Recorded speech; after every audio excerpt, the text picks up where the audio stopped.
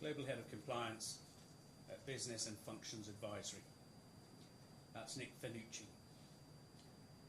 Nick Gilbert was Global Head, Regions Compliance and Regional Head Compliance, ASA.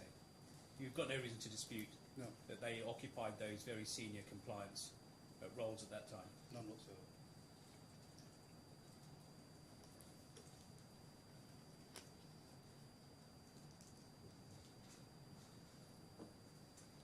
Can I ask you to turn to page 4850?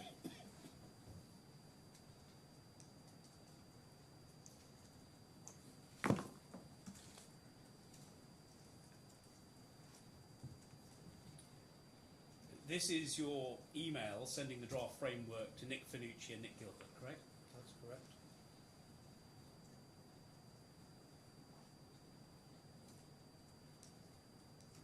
At this time, you had not sought to send your draft framework to the GIB management, did you? No, I had not sought to do that. It wasn't until after you'd sent it to the two most senior compliance officers in the group, Nick Finucci and Nick Gilbert, that you thought to send it to the management of GIB. We see that because at page 1132, if I can ask you to go to that. Could you repeat the number, please? 1132, 1132. Thank you.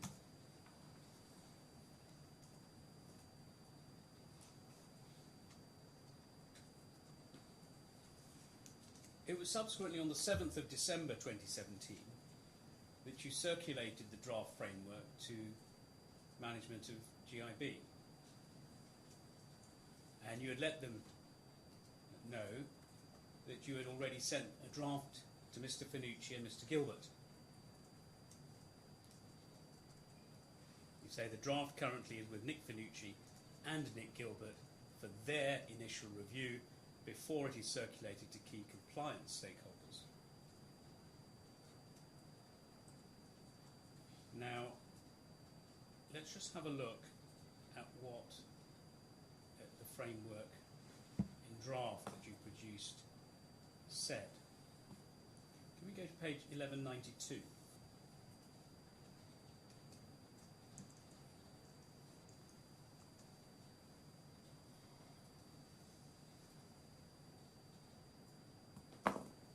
In the third paragraph there, it says the group head of Sharia currently reports into the group CEO of SADC. From a corporate governance perspective, the group head of Sharia's current reporting line presents a conflict of interest.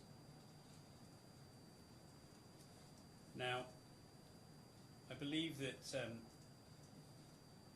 there was also a section of the draft framework which dealt with operational risk framework. Yes? That's correct. And your section on operational risk was very critical, wasn't it, of GIB's historic approach to compliance? To say it was my section of the document. Well, the operational risk framework section of your draft framework document. Yes, the draft may have been critical. I'm not in a position to say. Mr. Sethi, I wonder if you could help me. The document you've taken the witness to shows marked up changes.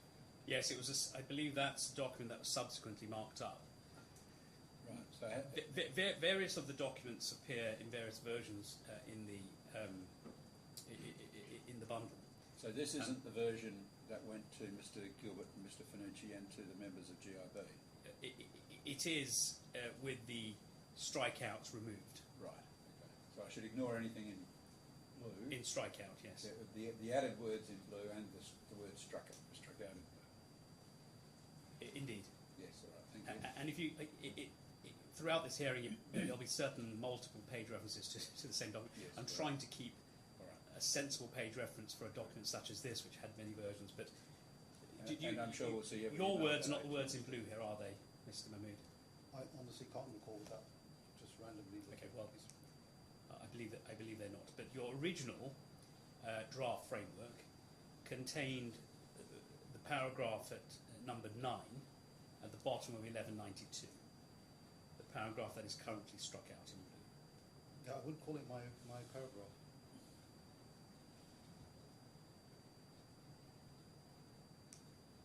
Well, take it from me that the version you circulated on the 6th and 7th of December contained the paragraph 9. If I'm wrong about that, you'll be re-examined. If it would help the court, I'm quite happy to elaborate what I mean by that, if it would help you. No, you just need to answer my questions. Okay. Your own counsel will have an opportunity to ask you anything you think is necessary. Now, if we look at paragraph 9, the operational risk framework here section said this at the beginning of it. Business segments have made concerned and coordinated efforts to implement the group's ORF framework across their businesses. By contrast, the implementation of the ORF in respect of the group's Islamic business has been piecemeal and sporadic. Given the disjointed implementation of the ORF in relation to Islamic banking, it is recommended that a wholesale review is undertaken of the ORF measures that have not been put in place to manage the group's Islamic banking business. So, those were your words, weren't they? In your That up to piecemeal and sporadic is definitely mine. all right. And what do you say about given the disjointed implementation of the ORF? Well, I think Are those not your words? I think you should bear in mind I'd only been in the organisation August, approximately a year, 12, 13, 14, 15, 16, less than 2 years. The operational risk framework was a highly complex global framework. I was no OR expert. And so to the extent that this, as you said, there were many drafts of this document, Mr. Long looked at all these drafts. Now, he was an operational risk framework expert who had worked extensively with Islamic banking before. Mr. Muril, I'm going to interrupt you. My question is the only thing that needs to be answered. I don't think you're answering the question. The words in paragraph 9 were your words, weren't they? That's the question. Some of them were, and some of them were. You're saying that up until the word sporadic, those are yours. And what do you say about after that? They may be your words. No, they may have been amended by Mr. Long. Were these the words? I'm not asking you. Was this paragraph 9, without the strikeout? Did that paragraph appear in the document that you sent on the 6th and 7th of December? If it's attached to the email, then I assume it would have appeared. Yes. Okay. Take it from me that it was. And looking at that paragraph about the ORF, do you agree that that was very critical of GIB's historic approach to compliance? No, I think it was a very fair and accurate description of what happened. So when I say, do you agree with me that you are being very critical of GIB's historic approach to compliance, do you agree with me or disagree with me? I disagree with you. I see. Now, So let me understand that, if I may. Why do you disagree, Mr. Mooney? Well, there's a couple of things, sir. I was relatively new to this role. It was a really senior role. And I'm sorry, I don't want to... Perhaps I can put the question another way. Something can be critical as well as being fair and accurate, can't it? yes, it can. Well, with that in mind, do you accept or reject the idea that this was critical? On the basis that, yes, the language used could have been seen as critical. And it was. it could have been seen as critical. It was. What? Sorry? It was. Thank you. It was critical. Thank you. Now, you sent this document to very senior, the most senior compliance officers in the group. And you did so with these words in it, very critical words, without even providing the GIB management team with any prior copy of it, correct? That's correct.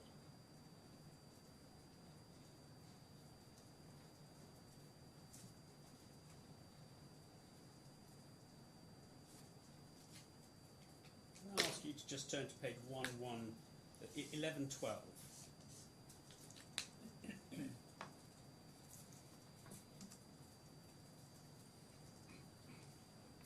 And Judge, this is the copy I understand it. That's right. So, page 1106 that I took you to was your email to Nick Finucci and Nick Gilbert on the 6th of December at 15:38, and attached to that, at the next page, 1107, is the Islamic Banking Compliance Framework draft, and we can see in that version, and perhaps that is one I should have taken you to, apologies. If you go to page 1112,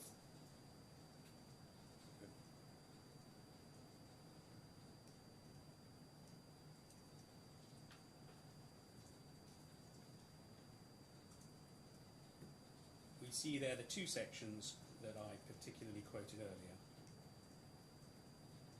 Paragraph 3 on that, the third paragraph on that page, the group head of Sharia currently reports into, and the paragraph after number 9. Do you see that?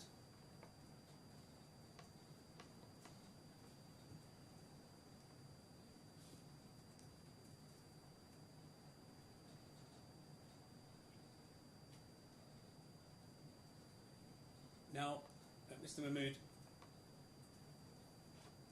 it came as no surprise to you, did it, that you were going to upset members of the GIB management team by sending the draft framework to Mr. Finucci and Mr. Gilbert before sending it to them? Do you agree? I think it's fair to say I thought their reaction would not be positive, yes. So you knew their reaction would not be positive before you sent it? Yes. And did you know that, right, and that is, you knew that their reaction would not be positive to at least 2 points. One is the content of your draft framework, because of the very critical comments, yes? Yes? I thought, no, I didn't think about the What did you think they would be? I thought they would be more upset about the Sharia conflict of interest. Well, okay, the content of it, what you say in it. I wouldn't say the content regarding Sharia conflict of interest Okay. is critical. You didn't think they would be upset about your now admitted critical comments about the history of the historical approach to compliance? Did that form part of your thinking at the time that they're not going to like this when they No, see it didn't. I discussed with Mr. Long the best way to do I didn't this. ask you about that. Well, I'm telling you what my thinking was. I was guided by Mr. Long. No, my question to you is very precise, Yes, Mr. Mahmood. Please listen to the question. I'm listening. When you say you knew before sending it that it would not be received well, right, that they'd be upset by it, what is it about it that you appreciated at the time that they would be upset about, particularly? So you said the Sharia reporting line point, got that. Anything else? Yes, they would be extremely upset that a document like this had left GIB without them having reviewed it, commented on it, and changed it. Good. So, secondly, you accept that the fact that you sent it to Nick Finucci and Nick Gilbert without giving them prior awareness of it and input into it they were going to be very upset by it. I wouldn't say very upset. I think you just said No, I said extremely. Sorry, you said extremely upset. Thank you. It's on the record. So you knew that. So you knew they would be extremely upset about that, and particularly unhappy about the Sharia reporting line references. And what about these other critical comments that we were looking at in relation to the operational risk framework? No, those didn't factor into my thinking. So the manner in which you operated in sending it directly to Nick Finucci and Nick Gilbert was, before sending it to GIB management team, was deliberate on your part.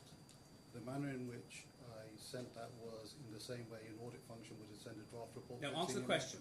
Answer the question. You deliberately sent it to Nick Finucci and Nick Gilbert before sending it to the GIB management team, Yes. knowing what upset it would cause. No, that's not true. You didn't deliberately do it. I deliberately sent it to my senior management in the same way an auditor would send a report. I knew they would be upset about it, but that did not factor into my decision to sending it. I disregarded that. But you knew that would be the consequence at the time you decided to send it to Nick Finucci and Nick Gilbert before GIB? I assumed it would be a consequence. You assumed. So you were going into this with your eyes open. That's what I mean by deliberate. Now, as to the consequence.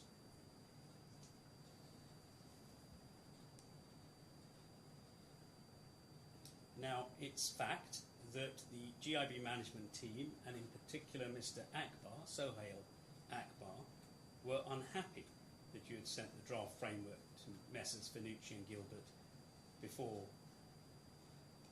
it being finalised with them. Yes? That's correct. Now, we looked at your draft, your actual detailed job description at the outset of my examination with you. You see there references to the fact that success of your role, because your role is supportive to this business unit, is entirely dependent on you building a strong, constructive relationship with GIB, correct? Amongst other things. Of course, you can keep saying amongst other things, but it's clearly in there in black and white, isn't it? It's central to your role. I wouldn't say it was central. It was one of many factors in my job you are description. there to support the work. You're a control function supportive of a particular business unit, GIB, no other business unit. You're ancillary and supportive to them. And the success of your role depends entirely on you building a strong, constructive relationship with the very business unit that you are there to be the compliance support for. Do you accept that? Yes, I do. Do you agree that you should have recognised that it was sensible to address and resolve any material issues that the GIB management team would have had with the framework before you requested final approval from the most senior members of compliance? I didn't request final approval in the instance that you're talking about. It was initial draft sent for feedback. Yes, you're asking them for their feedback before you're asking GIB for feedback, correct? Correct. Yes. That's what I mean. Do you, in hindsight at least, agree that it was unwise to act in this manner?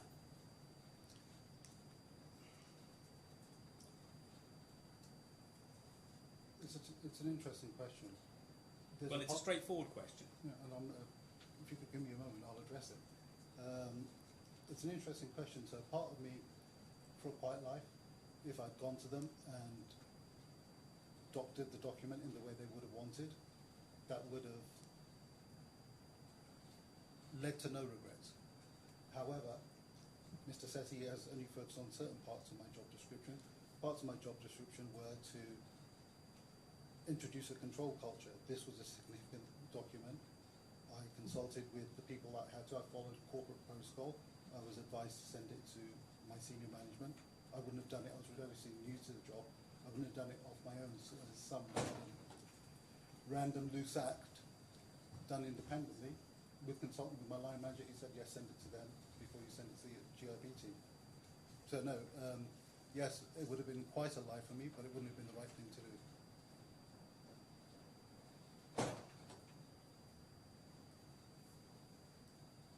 My question to you is, do you think it was unwise in hindsight? I followed the instructions of my manager. I sought his guidance. If that's unwise, then I disagree because, that's what I was supposed to do.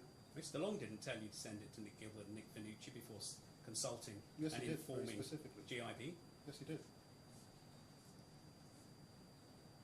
There was no requirement, was there, under the compliance governance for the framework to be to receive feedback from Mr. Finucci and Mr. Gilbert in this way?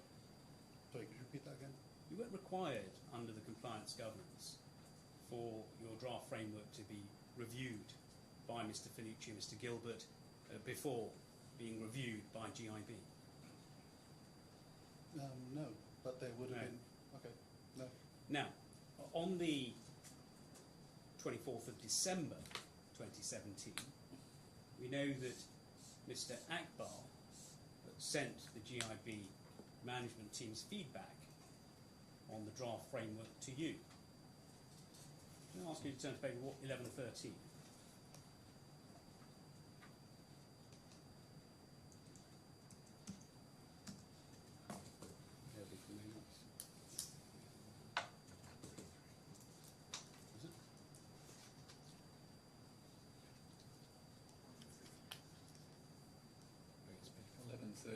appears to be the last page of the draft.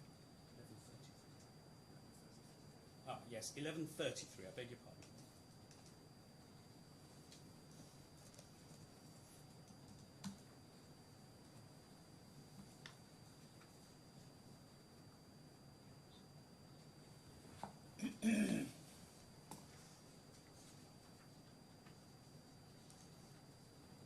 So we see here that Mr.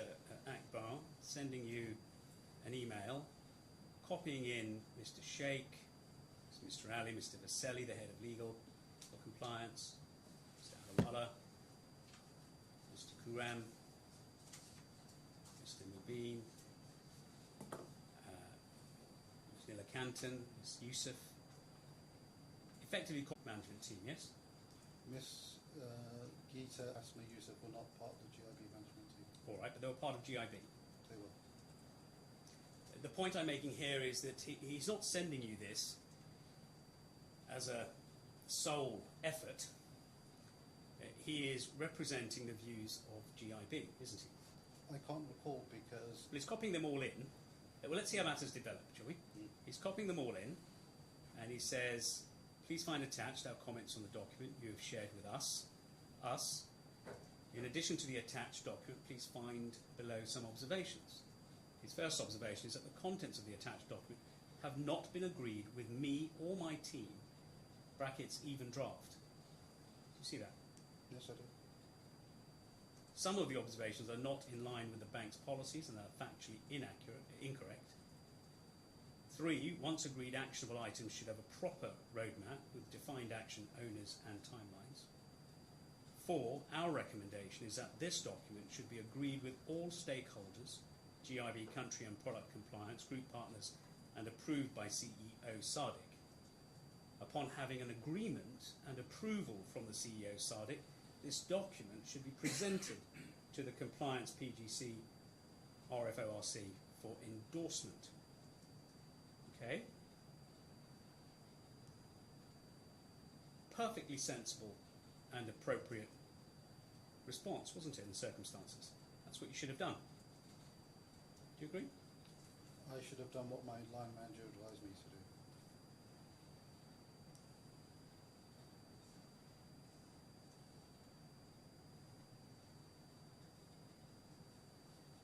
Now, in early first part of 2018, you held a number of meetings with GIB management, didn't you, about the draft framework? I did.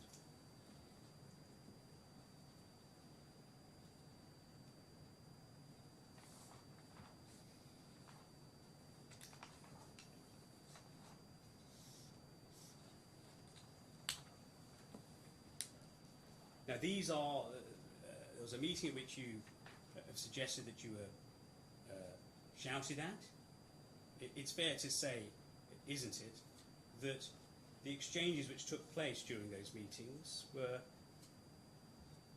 robust, professional disagreements about the framework? I would say it was more than that. And it wasn't one meeting, it was at pretty much most, if not all of the meetings. But you accept, don't you, that there were strongly held opinions on both sides, yours and GIB's? Yes. You accept at the very least that these disagreements were robust professional disagreements, weren't they? No. There was a level of vitriol in what was directed towards me that was over and above professional. Well, it suggested that there was, if there were robust disagreements between either side, it was 6 of one and half a dozen of the other. Do you understand what that phrase means? Both sides were at it? Both sides, however one pitches this level of disagreement and expression, there were strongly held views on both sides. Do you accept that? And they were strongly expressed, perhaps with a degree of bluntness. But that is fair to say, isn't it? On both sides. They were strongly expressed. One side, i.e. mine, expressed them professionally. One side professed them with extreme hostility and vitriol. Right. Well, we clearly disagree about that, but perhaps a sense of that can be got from defendants' witnesses in the presence as well. There were the particular disagreements, though, centred around the Sharia reporting line issue and the operational risk framework wording. Do you agree? More on the Sharia reporting line than the operational Yeah. risk framework. So more on the Sharia reporting line. The very point that you had foreseen would cause an extreme reaction. Yes.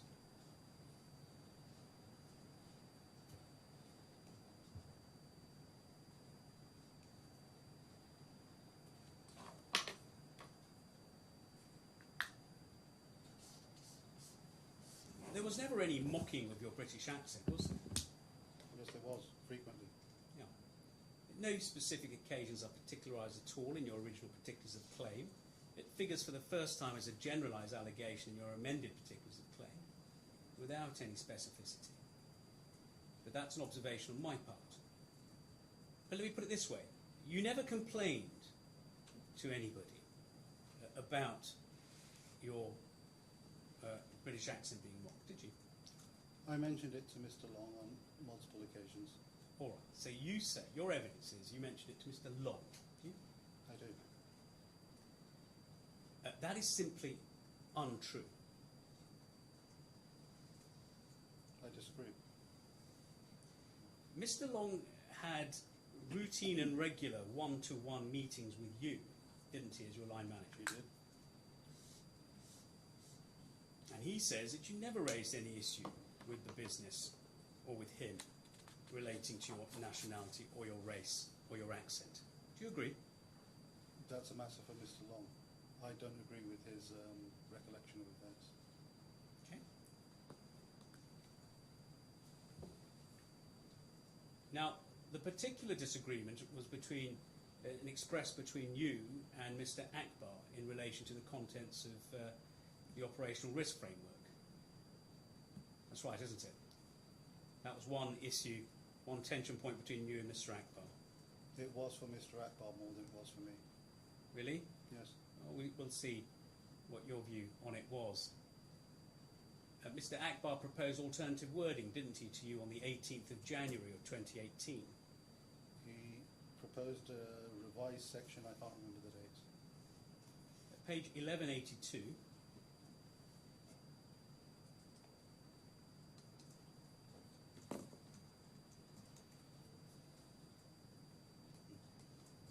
to 1183, we see an email of the 18th of January at 0759 from him to you. Do you see that? Yes, I do.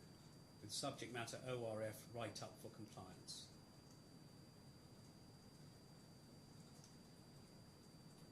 Your position on Mr. Sohail's contribution to revising the section headed Operational Risk Framework was to refuse to incorporate it into the draft framework at all, correct? I didn't consider it a revision. Now, could you answer my question, please? Yes. Was your position, when you were given this contribution by Mr. Sohail, your position was to refuse to incorporate it into your draft framework? Is that right or is that wrong? That is correct. Thank you.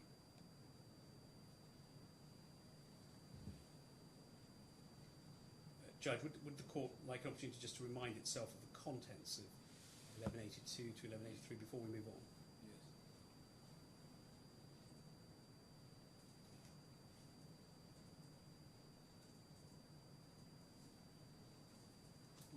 Are you going to ask the witness why he objected, or? Well, he generally rejected it out of hand, didn't you? The entire contribution of Mr. Sohail in relation to the operational risk framework. Not at all. So which parts of Mr. Sohail's contribution did you not refuse to incorporate?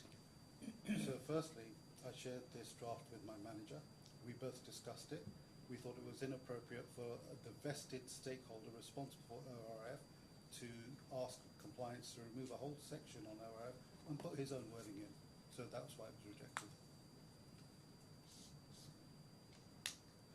And did you seek to explain that to Mr. Sohail? Honestly, can't remember. I'm sure I would have tried to mollify him because he was very upset. Well, We don't see any reference to it. We don't see Mr. Akbar making any reference to any effort on your part to explain to him, as you would in any workplace setting, why someone's detailed work effort is to be rejected for some reason that you had in your mind.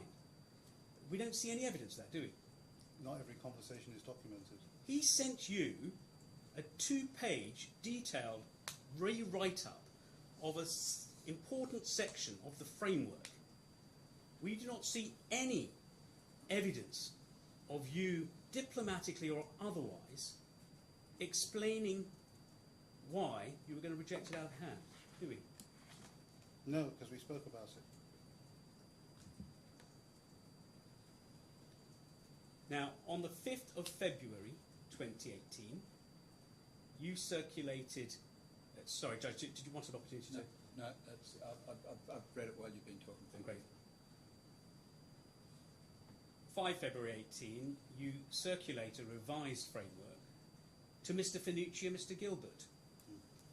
Again. Now, this time, you do copy in your line manager. Page 1238.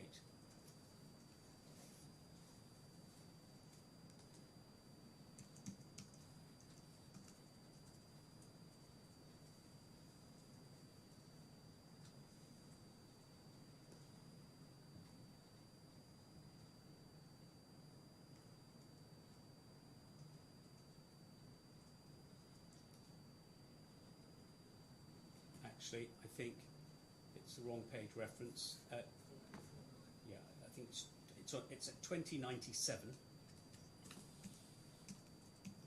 It's one of those documents that appears at different places. If I can ask you to go to 2097. 5 February 2018, 7:38 p.m.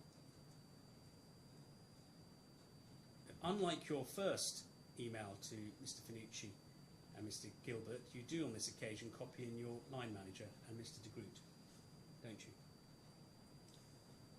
Yes, I do.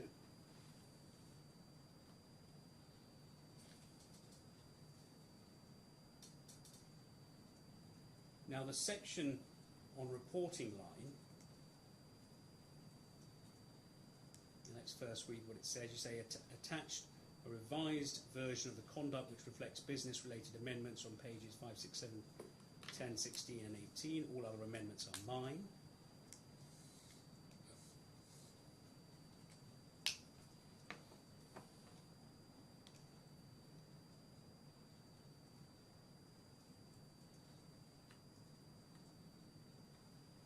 And you,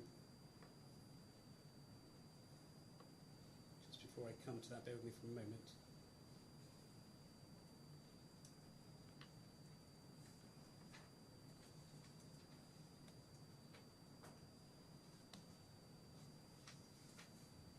Now, what you say here is that all of the GIB management team, GIB management team, have approved the revised document. However, the COO, GIB, has approved it with reservations. Attached is an email containing the COO's reservations on the ORF section of the document. He subsequently confirmed that he was comfortable with the remainder of the document's contents. Also contained in the attached email is the COO's suggested text, which he wanted me to include in the ORF section of the document. I did not accept the ORF text provided to me by the COO. Please note that the CEO has been very supportive of this framework and has helped push through the document. However, he and I have had extensive and robust discussions around 2 sections of the paper, which he believes are too specific and should be raised via a different mechanism. I have kept those sections intact and they remain in the document while the CEO maintains his position on the specificity of parts of the document. He has given his go-ahead for the revised document to be circulated. So you see, now you are circulating, but with some input from the GIB management team, aren't you? Yes, I am. And you refer in this email to everybody that you've had extensive and robust discussions about two With sections the of the CEO, paper. yes.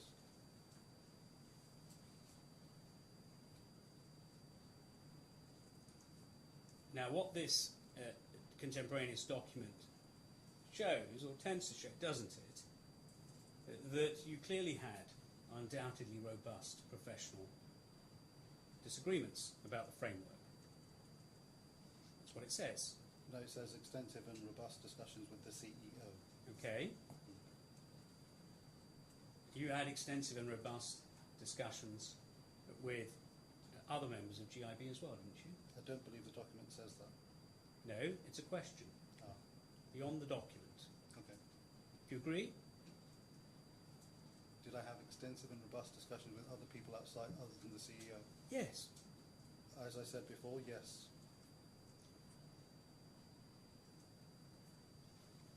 Now, you don't mention anything in this document about any references to your race or nationality being a factor in the discussions, do you? Why would I? You don't mention anything to anybody at the time that discussions are referring to or infected by considerations of race and nationality of you. That's your client's case, and I have to disagree with that, I'm afraid. In the actual second revised version of this framework, I ask you to turn to page 1220.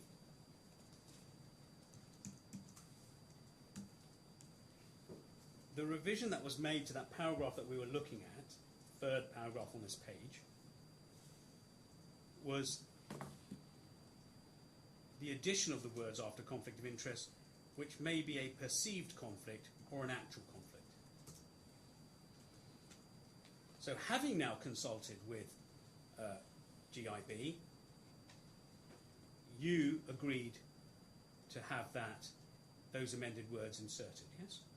I would say I was pressured into having those amended words inserted. I didn't believe it was a perceived conflict. But in the interests of fulfilling my job description and building bridges with my business stakeholders, I put the words in. Well, this is your document, you're taking ownership of it.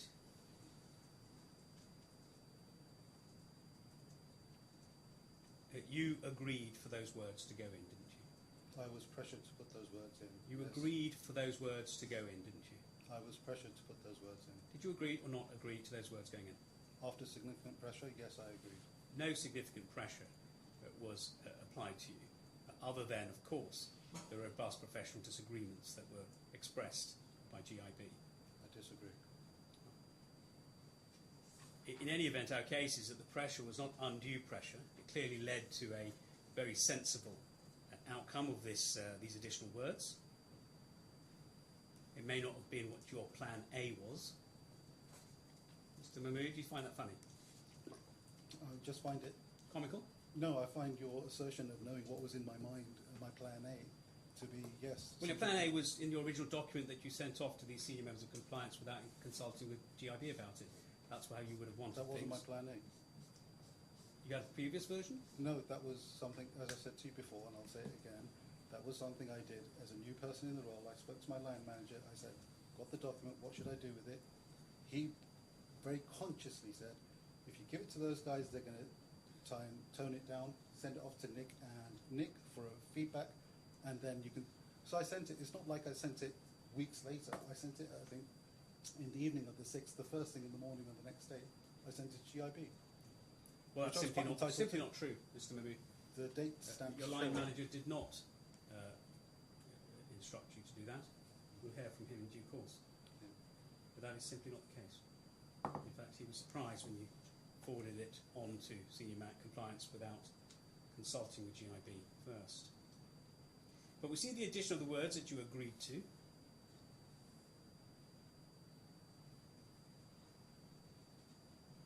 Now, on the 6th of April 2018, you wrote to Mr. Long and you raised two issues with him. one of which was the Sharia reporting line point, page 2158.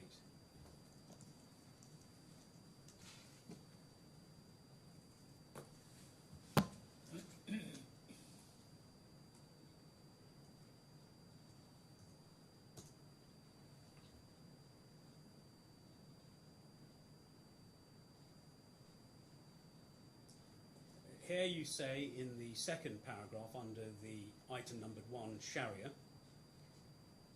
you say that the head of Sharia in Malaysia had raised concerns regarding independent and undue influence, and you said that I discussed the possibility of her reporting line moving to group Islamic banking compliance with a view to giving her independence from the business, and she was comfortable with this approach, which she saw as being eminently more preferable than the then current report line structure she was working within, as the current arrangement is causing her tangibly noticeable stress.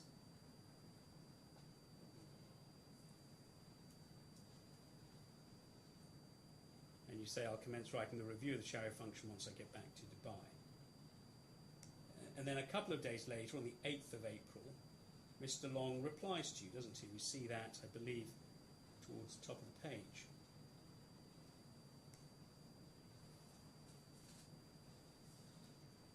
He says that you needed to risk assess the reporting line element by reference to the bank's operational risk framework.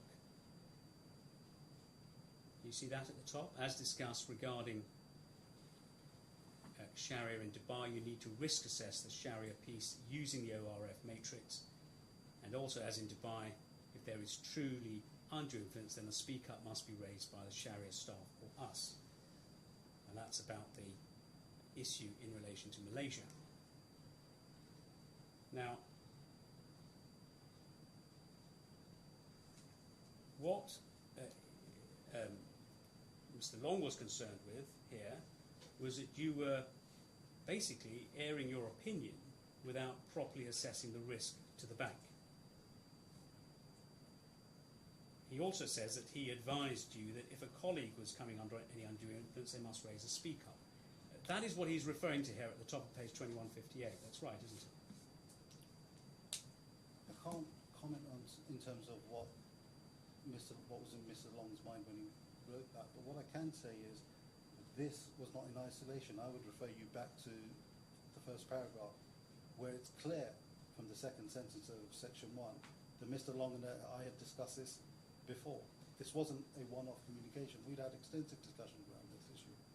I was just surprised when I went to Malaysia that it was replicated pretty much in terms of the levels of stress that the lady in Malaysia was experiencing. So no, it wasn't a personal view per se. There was a conflict of interest. Mr. Long told me to look at it against the ORF and ask a speak up to be raised if there was undue influence. Now, on the 1st of May 2018, you send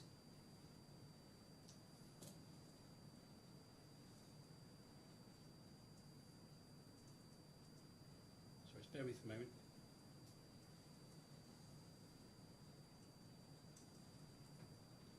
Yes, let's just follow the chain through here. So if you go to the bottom of page 2157, at 0752 on the 8th of April, you say in the second paragraph, I do have a concern with the speak-up process being used in the Sharia cases, as once the speak-up are formally raised, the individuals concerned will be identified, which is against their wishes. Anonymity is one of the guarantees of the speak-up process. So I just want to just pause on this for a moment. Because it's the case, isn't it, Mr. Mahmood, that later on in this chronology,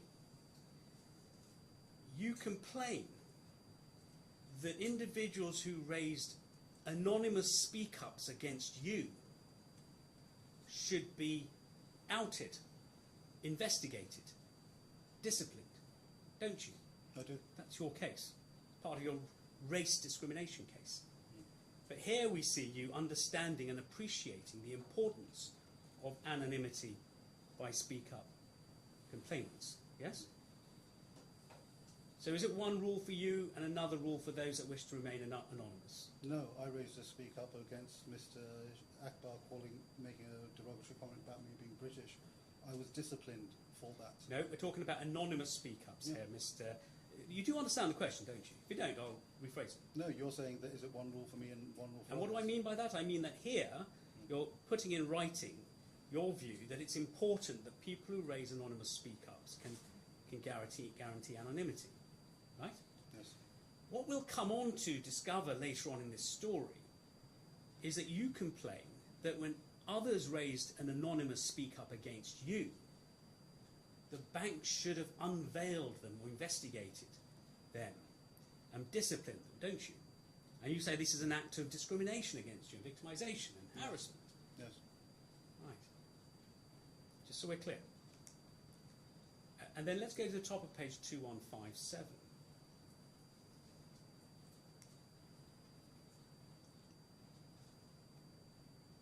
Now, on the 1st of May at 2016 in the evening, you're writing to your line manager, and you send this email saying that the group head of Sharia, that's Mr. Mubin, had confirmed to you that he did not feel that he had been pressurised by the GIB team to put anything forward to the SSC, which was improper because the SSC would have rejected it. See that? No, it actually says he had. But not to the extent that he had put forward anything to the Sharia board which was improper, as had he done so, the Sharia board, which is independent, would have rejected it. So he's saying regardless of pressure that might be applied to him, the fail-safe was that the Sharia board would have rejected it. Yes, he said that. Yeah.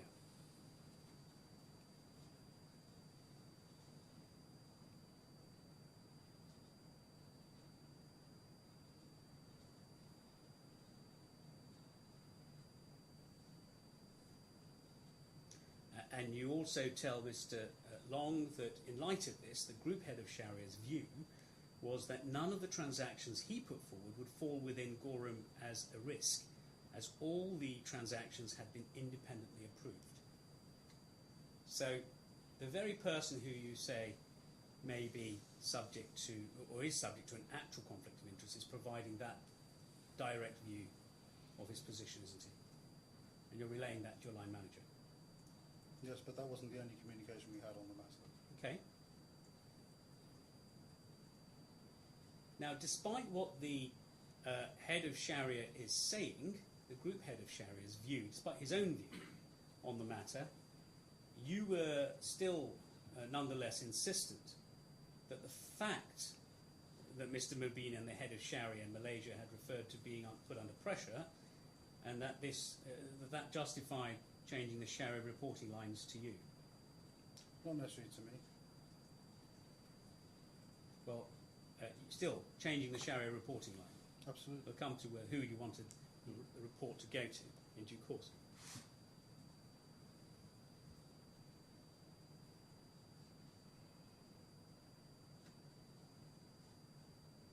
So you now had the view of the group head of Sharia on the reporting line point.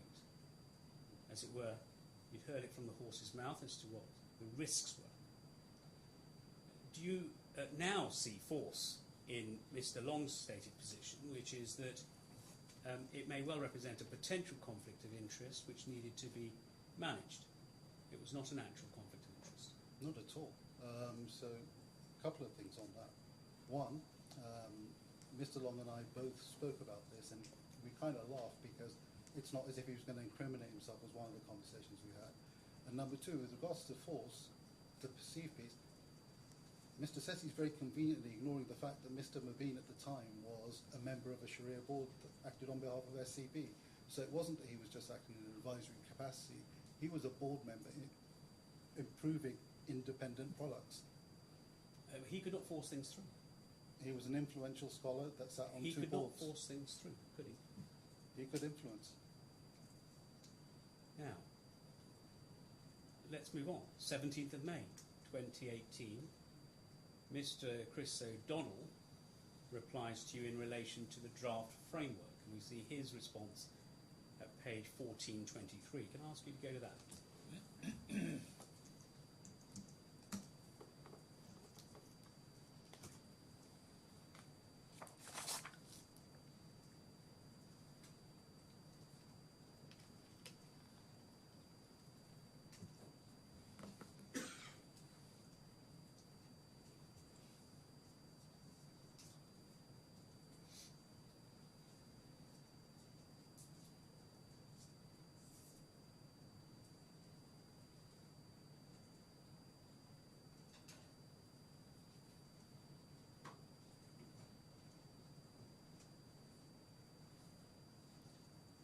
Now, he identifies some of the historical criticisms you make of GIB here, doesn't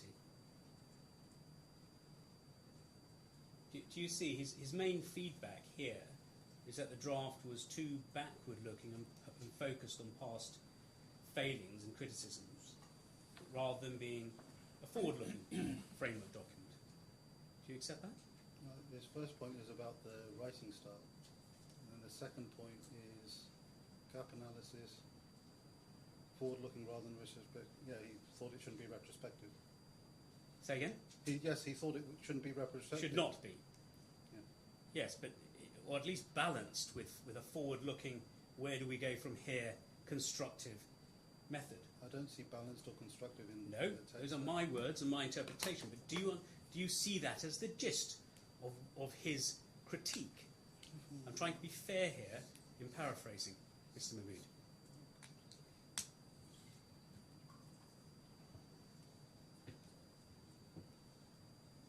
Yeah, when he talks about a problem statement, yes, that makes sense.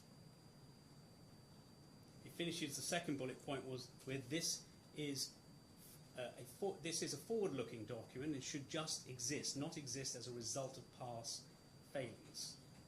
It means past failings there. This is clearly him identifying your very critical section on GIB's past compliance failings as you saw it, isn't it? Isn't he saying here you're being very critical of past compliance matters?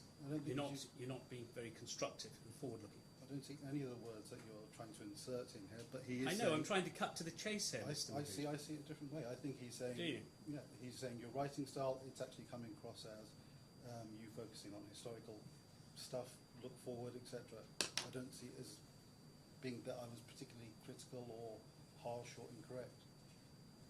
But it's a style point. And he didn't think that the historical gaps, as he calls it, was even necessary. He says in brackets in the parentheses, you see, which I don't think is necessary. Perhaps put that in another historical section of the document. Do you see that? I see that. And he says presently it's spread throughout the entire document. Anyway, the court will make of that document what it will, but we hear what your take on it is, and you don't seem to agree with my paraphrasing. There we go. Now,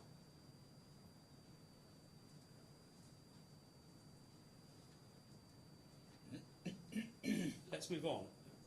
We now are in November of 2018. Page 1448.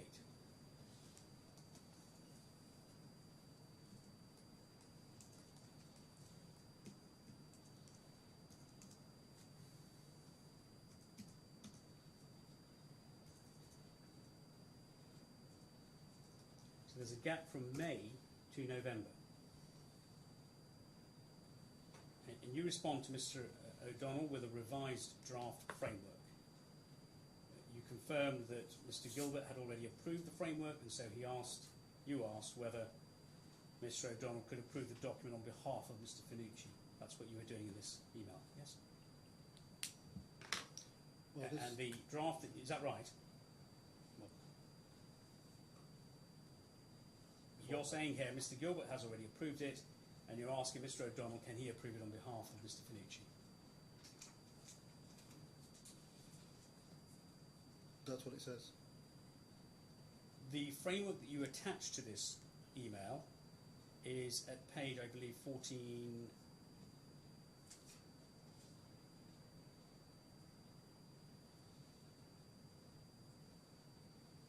No, I've lost the page reference. Let me come back to that.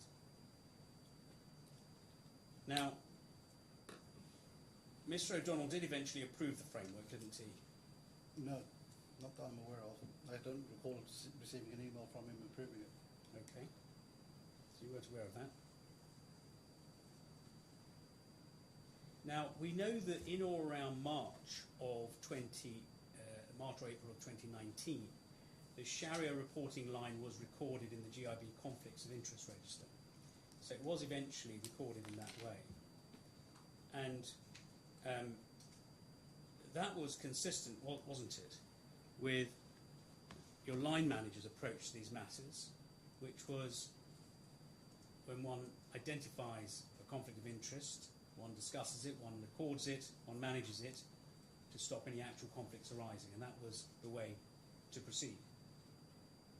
Not as you did, which was to escalate it, to describe it as an actual conflict when it wasn't, and to antagonise people in the way in which you communicated or didn't, as the case may be, with them, such as the very stakeholders in GIB management.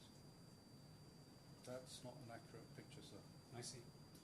Can I clarify? Am I allowed to? Now, on the 26th of March of 2019...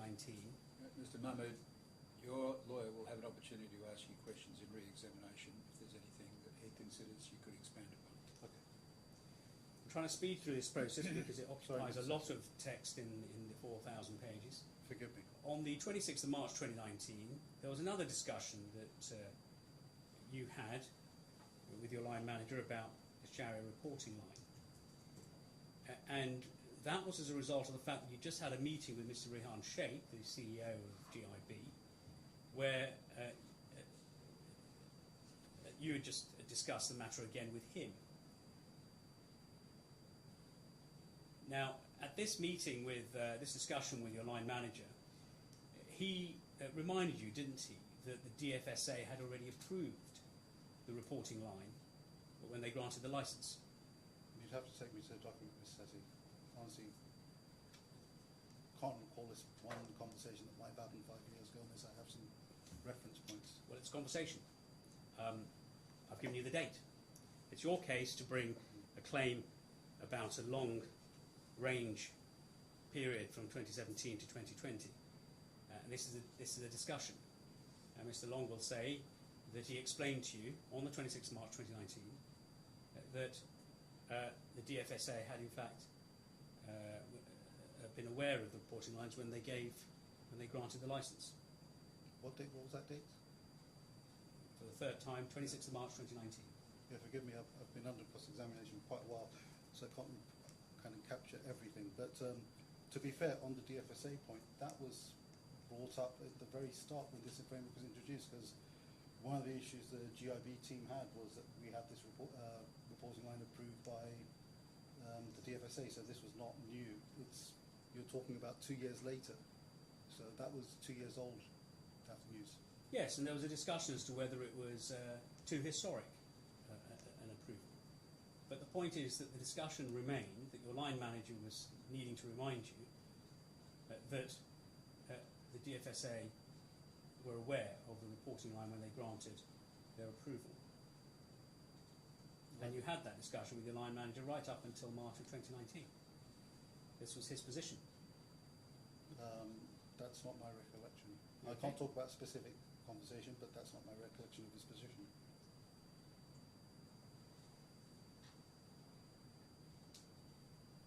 And what Mr. Long was saying to you consistently about this issue, this is the issue of the DFSA approval, which had been given when the bank's Islamic banking license was issued. He was repeatedly saying to you that if the Sharia reporting line into the head of GIB had been submitted as part of the bank's application, which it was, as we've seen, then the DFSA's approval of the application would constitute approval of the Sharia reporting line. That was a point that your line manager repeatedly made to you, wasn't it? Well, You don't need a date for this. Okay, no, and the point I'd make in response was... Well, no. Did he make this point to you repeatedly? I believe it's impossible for him to have made that point repeatedly. did he make the point to you once? I can't recall because, as far as I'm concerned, when he saw the very first draft, which did not talk about perceived conflict of interest, it talked about conflict of interest. If this reporting line had been approved by DFSA and it was fine, he should have told me Shiraz and remove it. It's been approved by DFSA. 2 years later, after everything I went through, he knew we needed to change that conflict of interest.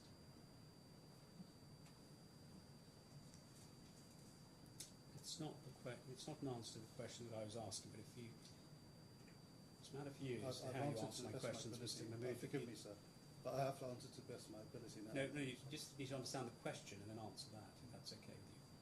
Now, on the 21st of April 2019, you sent an email exchange that you had with Mr. Sheikh and Mr. Akbar about the Sharia reporting line and its inclusion in the conflict of interest register to Mr. Long, your manager. This is page 2227.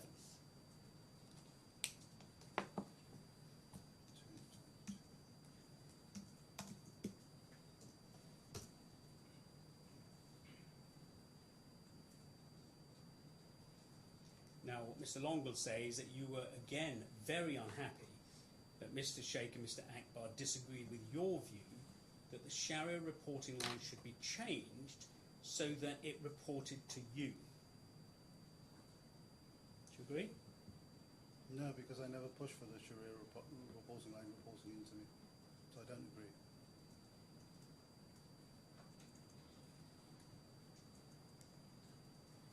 And your line manager on this occasion, again, did not agree with you that there was a conflict of interest with the head of Sharia reporting to the head of GIB.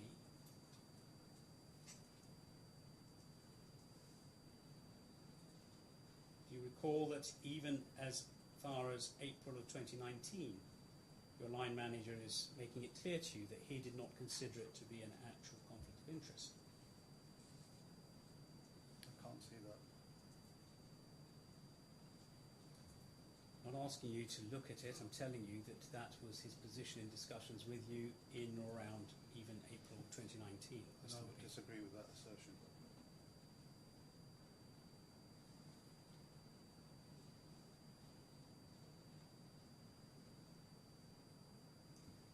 And he was satisfied at that stage that controls had been put in place because, of course, it had been recorded by then in the bank's conflict of interest register, and he was satisfied it did not breach any law or regulation in the DIFC. Do you recall him making that clear to you? Well, given that I created the bank's... Do you recall him making those points to you, Mr. Mabee?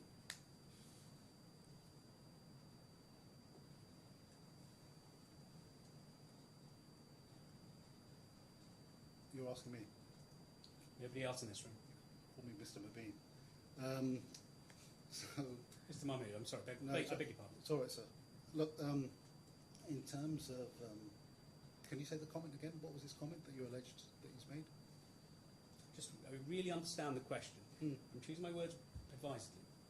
Now, even into April 2019, Mr. Long's evidence to this court will be that he was telling you that he did not consider the Sharia reporting line was a significant issue and that it didn't pose a serious risk to the bank.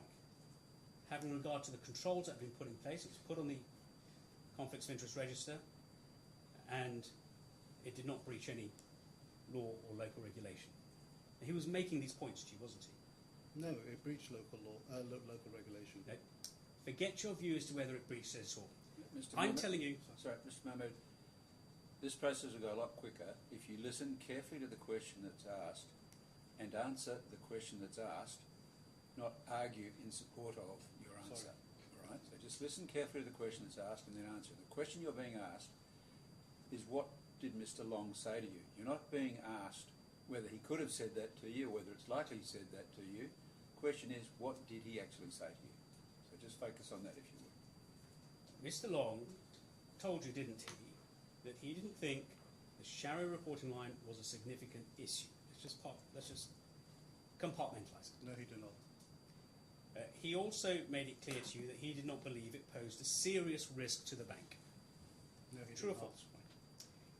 ask. And he explained to you that certainly by then there were controls in place, it had been recorded on the bank's conflict of interest register, and the fact that it didn't breach any law or regulation meant that he was satisfied that it didn't need urgent action. Right. Do you accept that? I accept part of that. Which part? So when I introduced the bank's conflict of interest register and recorded this conflict in that register, Mr. Long said, okay, we've recorded it now and it will help us get it changed. So he believed there was a level of mitigation. He cannot have said it was not in breach of local regulation because it was in breach of DFSA and FCA requirements.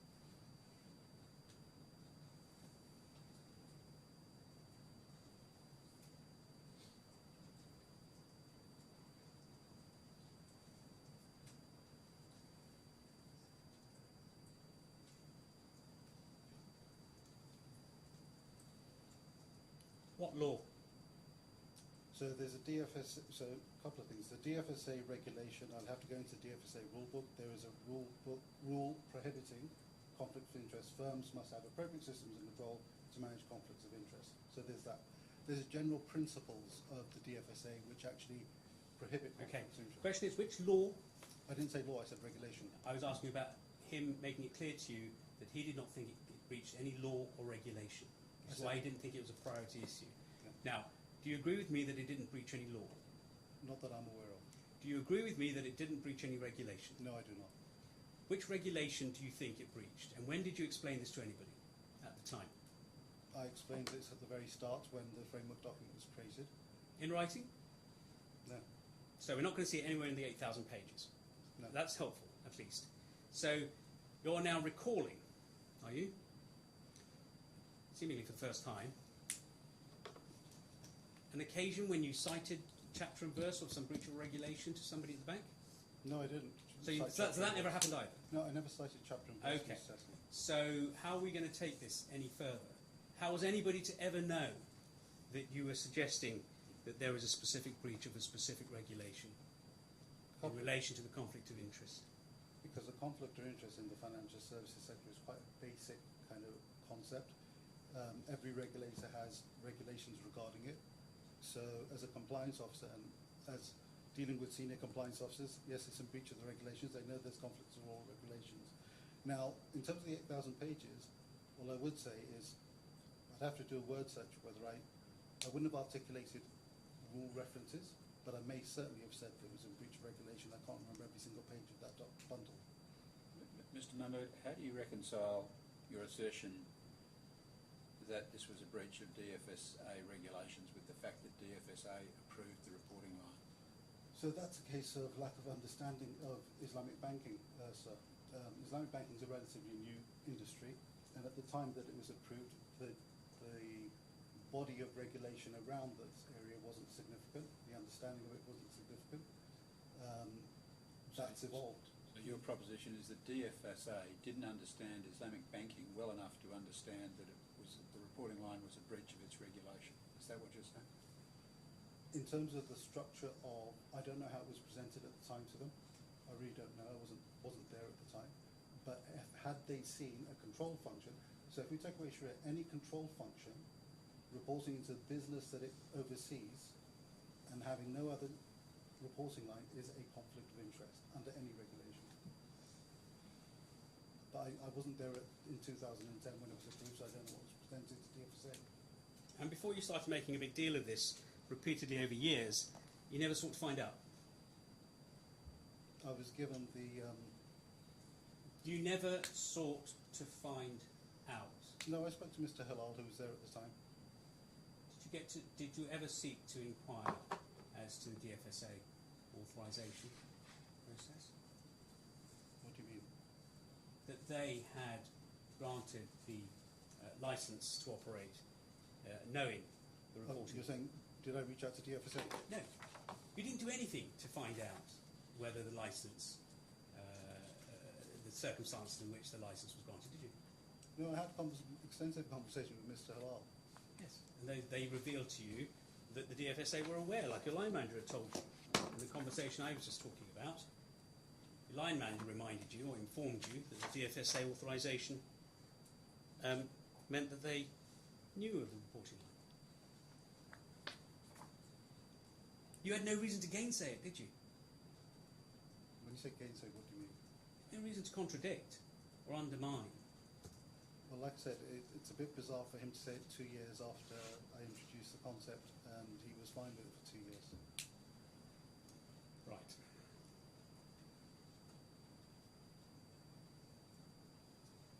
You see, Mr. Long's position is that the Sharia reporting line was not a priority matter for him, and he said he did not consider that it should have been a priority matter for you. But unfortunately, he says, you appeared fixated on the issue. Would you agree with that rightly or wrongly, doesn't matter who was right or wrong about this, it is something that you became quite fixated about?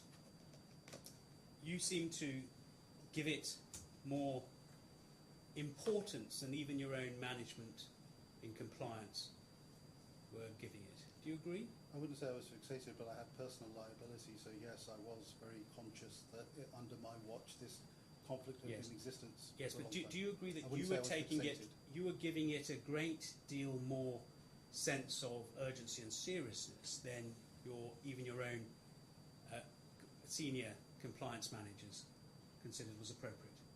Do you accept that? I accept that I was giving it more gravitas than they were. Yes. Well, let's at least agree. We're getting somewhere. Let's agree on that.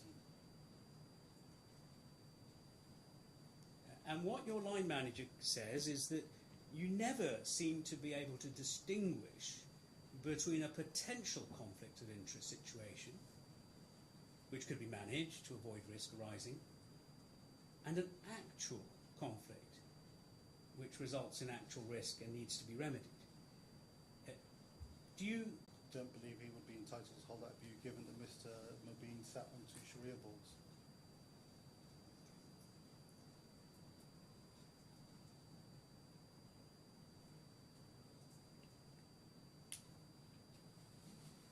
I just want to explore what we touched upon a moment ago,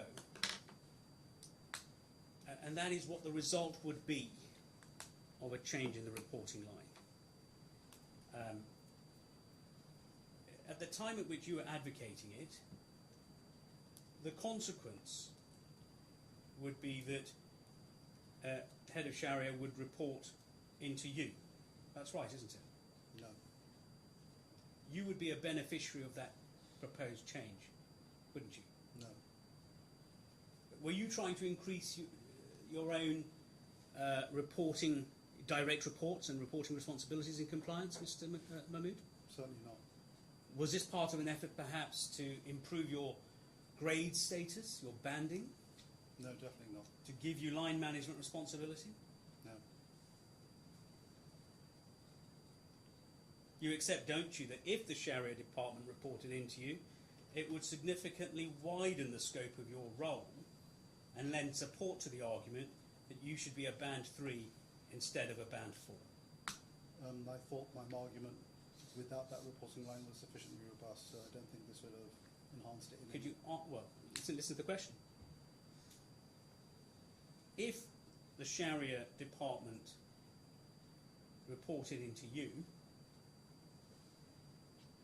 that would increase and lend support to your argument that you should be re-rated as a band 3 instead of a band 4.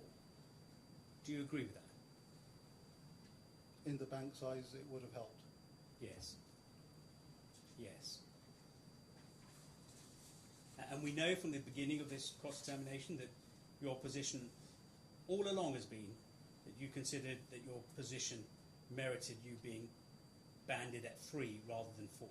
That's right, isn't it? That's right. So throughout your employment, not just at the beginning when you were appointed in 2017, in 2018, 2019, 2020, you held a strong belief, you're quite candid about it, that you should have been band 3, sorry.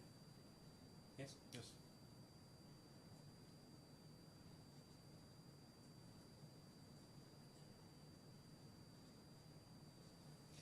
And indeed, your line manager confirms that you had repeatedly complained to him that all other global compliance heads were managing directors and that your role should have been a band, or should be a band 3 role. That's right, isn't it? You made it clear to Mr. Long your discontent about your banding. Certainly at the start and for a while, but to suggest that I did it for years, no. It wasn't a repeated thing going on for years. It was certainly at the start and for a period thereafter. I think I mentioned it occasionally thereafter, but certainly not repeatedly over the course of years. You mentioned it repeatedly thereafter. In your own evidence, how often would you say you raised this grievance of yours with Mr. Long, this complaint or this concern? How many times do you think you had cause to raise it? I'd use the word sporadically. I can't recall. Sporadically? Yeah. You did it in 2017, didn't you? When I was appointed, yes. You did it in 2018, didn't you? Can't recall. You did it in 2019, didn't you? Obviously. I doubt it, but maybe. Maybe. Okay. We'll hear from him. Now, so it was a live, constant concern of yours, whether you raised it latterly with Mr. Long is perhaps neither here nor there given your evidence.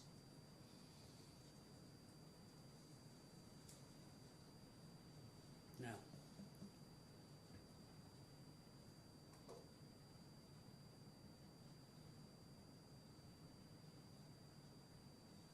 you will not have been privy to discussions that took place between Mr. Sheikh, Mr. de Groot, Mr. Phoebe, Mr. O'Donnell, your line manager, who are much higher grades, of course, whereby they agreed that the Sharia reporting line would be changed. You weren't privy to any of those conversations, were you? No.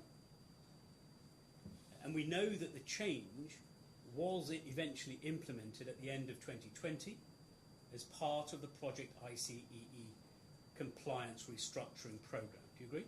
I can't say I was put on gardening leave before then. Do you have any reason to disagree? If the bank, The bank says so, you have no reason to. I have no Gainsay. reason to Right. disbelieve them. And you know that the head of Sharia now reports into the role of head of FM and Islamic Banking, CFCC Advisory. I left the bank in January 21. I haven't kept up with what reporting lines are. I see.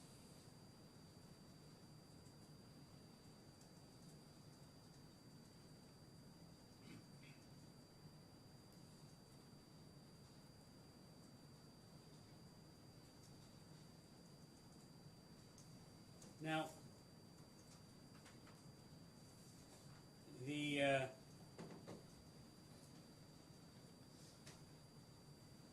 GIB, you have your hand up. Mr. Yeah, Manager. Yes, Is Mr. there any Manager. chance to take a break at Yes. 3:30? Just Yes, certainly. We can take a break now if you'd like. need a cup of coffee. Oh, all right. That's all right. Yes, all right. Yes, all right. Can we take a break now? Would that be Sorry, convenient? is that okay? Very well, yes. Let's Thank you. break Really now nice. for let's 5 minutes. Would that be enough for you to get a coffee, or do you need longer? As long as they can give me a coffee in 5 minutes. You may need 10 minutes if you're You going might to. need 10, I think. All right. Well, let's adjourn for 10 minutes, and Mr. Setti, if you want to go a little past 4, that's fine. Thanks. Yes, all right. Apologies. Not at all. No. Thank you. We'll Mr. adjourn for 10 minutes. Thank you, sir. All rise.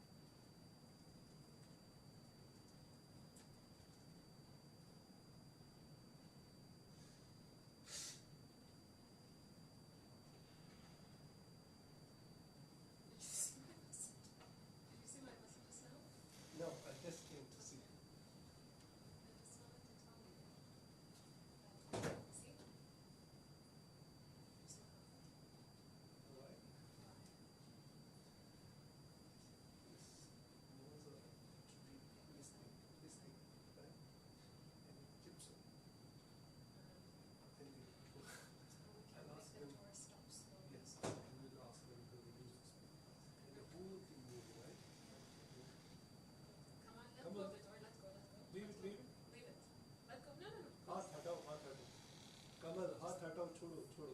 Choro. Aku macam ni ada. Yeah. Wait, let the game back. Let the game back. No.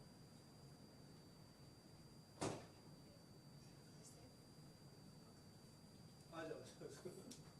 Let her come. Let her That's come. not yet.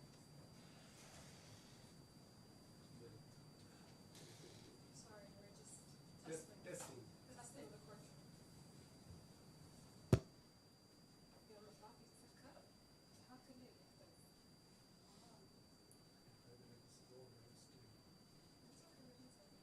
Just crop this up.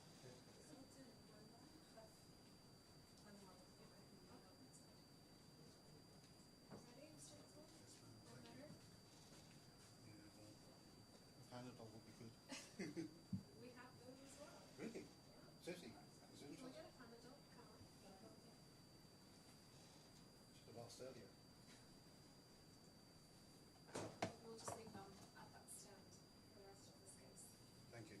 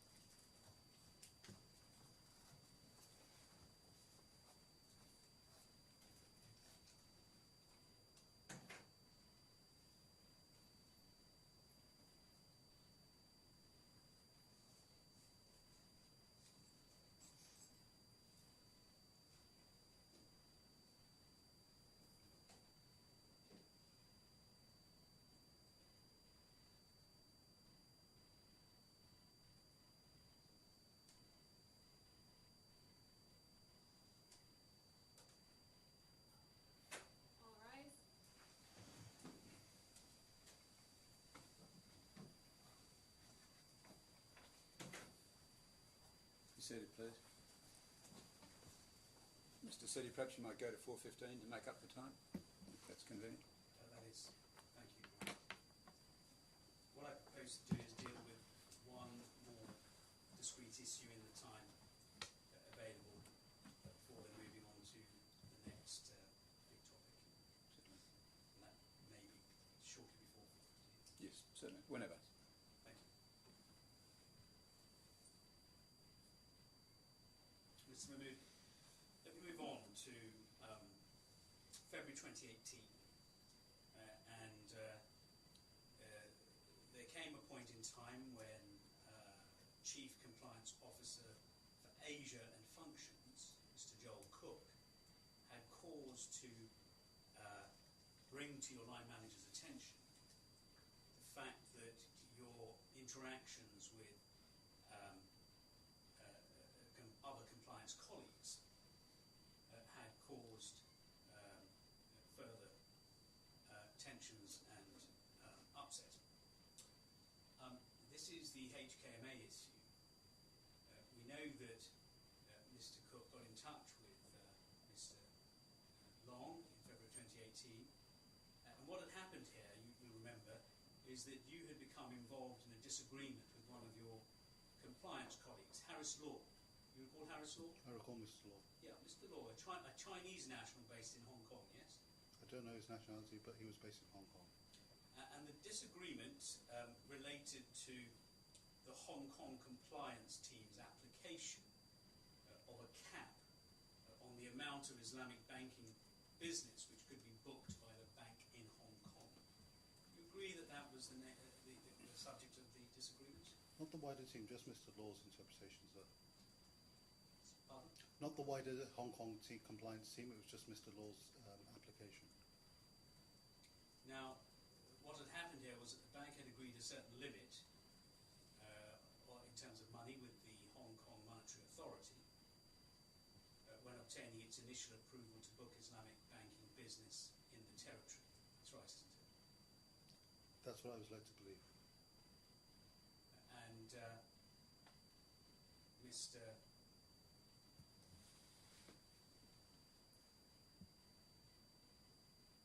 And we see and what happened was that Mr. Law and you disagreed about referring to the financial cap in an Islamic financing booking credit approval for Hong Kong. That's right, isn't it? No, I agreed to the cap. Mr. Law wanted the limit included in the credit approval, whereas you did not want any reference to the limit in the credit approval document. That was the disagreement, to be precise. Do you agree? No. And after being unable to convince Mr. Law to change his position, you had escalated the matter to Mr. Cook, who then eventually got in touch with Mr. Young and notified your line manager. You escalated the matter to Mr. Cook. You copied in Mr. Chris O'Donnell, another senior compliance person, saying, and this is at page, bottom of page 972 into 973. So 13 February 2018, timed at 13:38, your email to Mr. Cook and Mr. O'Donnell about Islamic deals, and over the page at 973,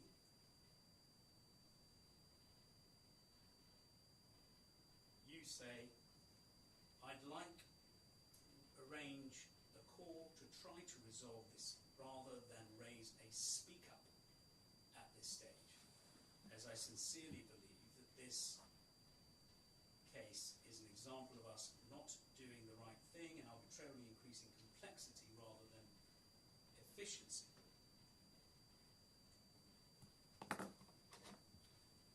So we see you here raising the spectre of registering a speak up potentially, and you're threatening, well, I'd rather not raise a speak up, I'd like to arrange a call to resolve this. That's what you're saying, aren't you? not threatening, but yes, I'm following bank instructions to challenge and use the speak up mechanism. Now, speak ups are serious grievances, aren't they? Speak ups, the way they were explained to me, were a mechanism to raise challenge where you didn't want repercussions. Yeah. That's what I was told. But threatening a speak up so early in a disagreement like this, it would be unreasonable, wouldn't it? Well, it wasn't so early. This had been going on. The approval for this particular product, I think, ultimately when it did happen, would have been about 18 months, I think. It was a simple vanilla loan product. So this wasn't a new issue. And we know that Mr. Cook's assessment, because he responds to you, we see that page 971 to 972, so bottom of 971, he responds on the 14th of February, 1534. Judge, I always try and use the 24-hour clock Yes. for Yes. accuracy. Says he worked, what page reference are you talking about? 971, At the top? bottom. Awesome. Email starts at the bottom. This is Mr. Cook's response.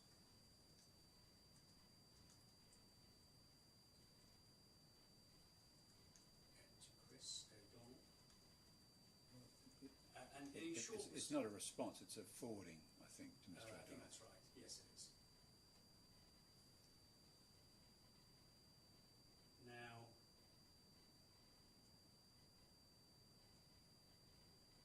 perhaps before we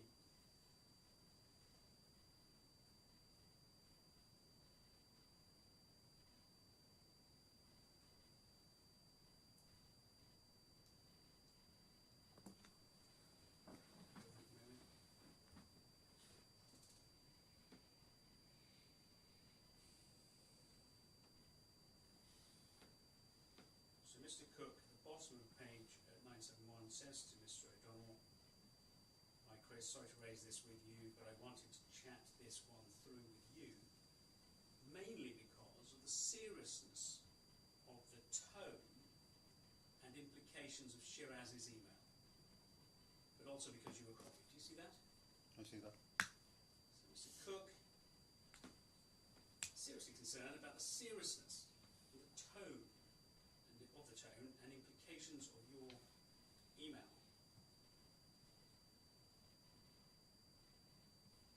And his assessment of the situation as he was communicating it to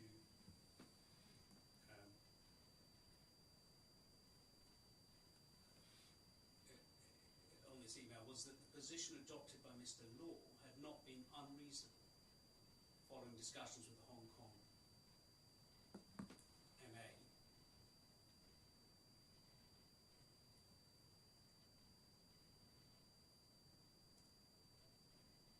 He thought the limit was subsequently increased to by a certain number in October 2018 and then completely removed in March of 2019. So he took the view, didn't he, this is Mr. Cook, that Mr. Law's position was not unreasonable. That's right, isn't it? Well, at this stage, where's the March 19 reference? Don't worry about that. No, At the moment, because- I'm telling you that Mr. Cook's assessment situation. He kind of made that assessment in February a year before that it was going to be removed on March the 19th. So, to be fair, Mr. Sessi, that's not fair.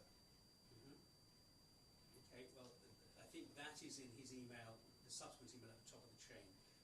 Before we come to that, what I just want to do here is pause, just to look at this email at the bottom of page 971. So we see Mr. Cook, and Mr. Cook's position again is, do you recall?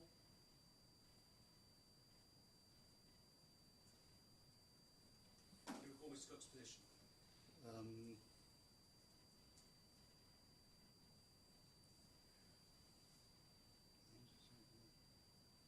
He had an I opinion. believe he was regional head compliance at CIB and CB, GCNA.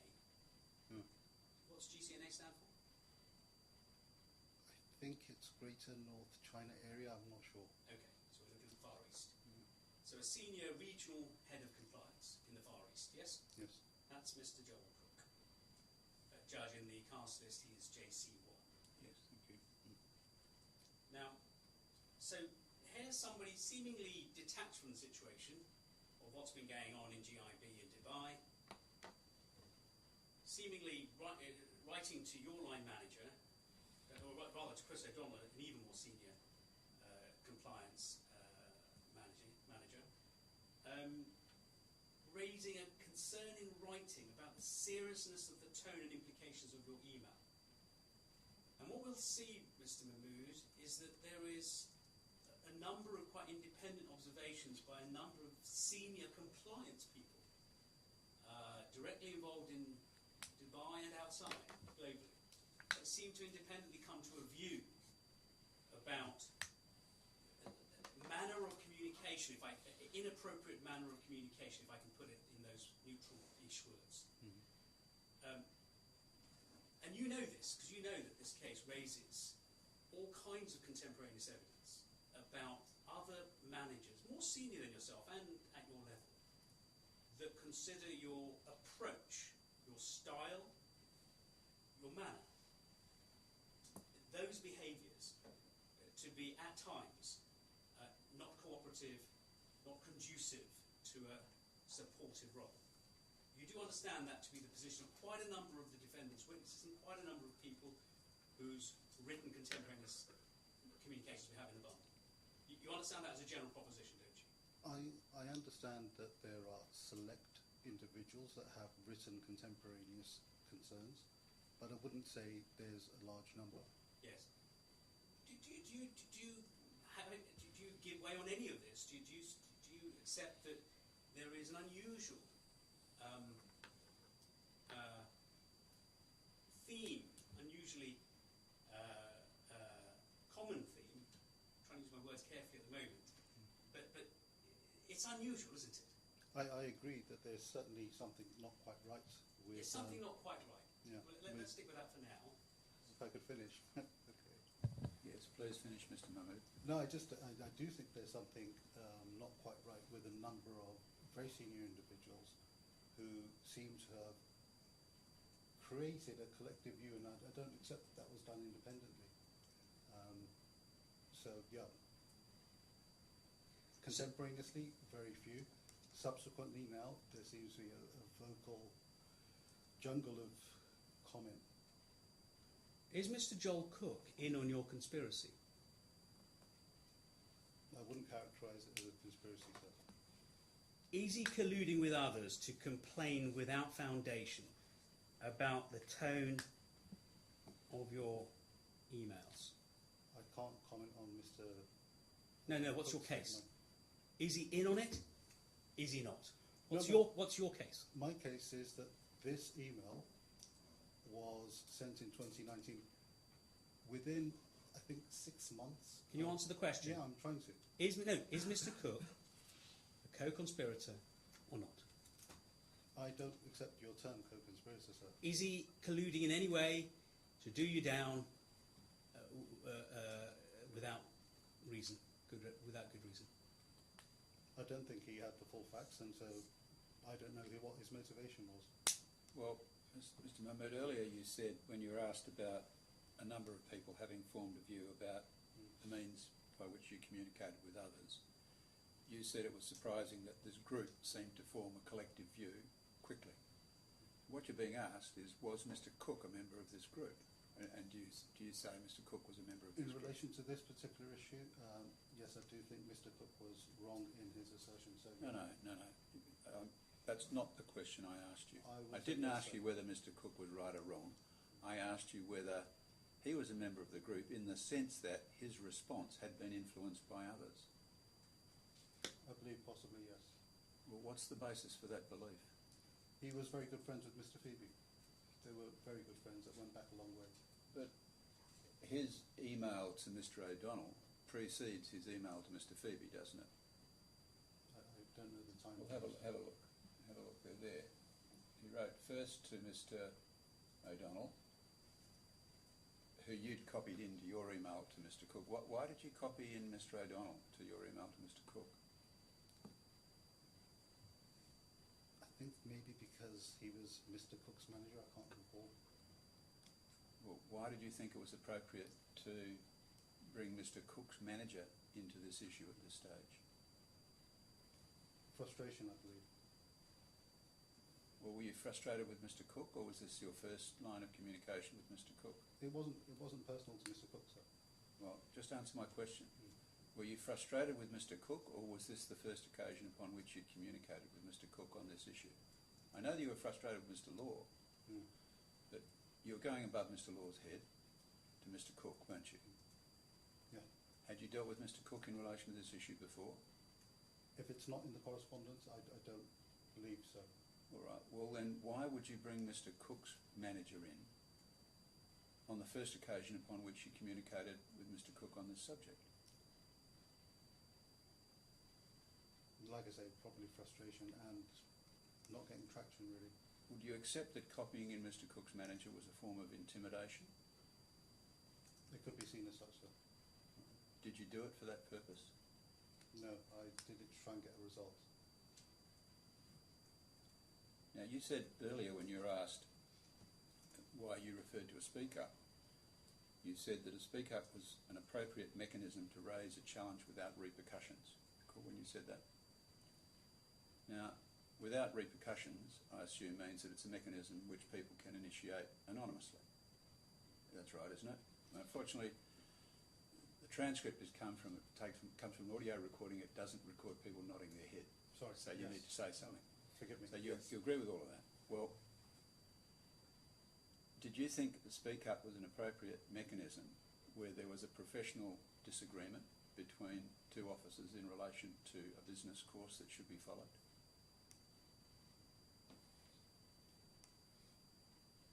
Can I answer? Yes. My concern at that point was that the comments that were made to me by Mr. Law were just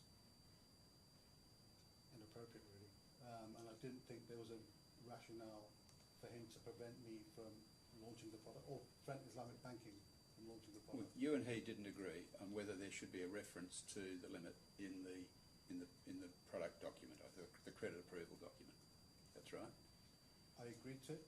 My colleagues in Islamic said, no, we don't want that because the first loan we're booking will exceed that limit. So it doesn't work for us. So then I went back to Mr. Law, and then he was having none of it. Well, do you accept that if speak-up is in a mechanism that's appropriate to raise challenges without repercussions, it's a mechanism that's appropriate to some form of misconduct or inappropriate behaviour, isn't it? You agree with that? Yes.